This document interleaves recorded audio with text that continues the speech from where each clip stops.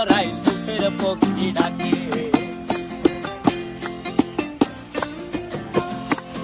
এই সাগর পারে আইসায় আমার মাতাল মাতাল লাগে, এই রূপ দেখিয়া মন পিঞ্জরায় সুখের পক্ষী ডাকে। পারতাম যদি থাইকা যাইতে এই সাগরের পারে, ঝিনুক মালা গাইথা কাটাই দিতাম জীবনটারে। আমার মন বসে না শহরে, ইট পাথরের নগরে, তাই তো আইলাম সাগরে।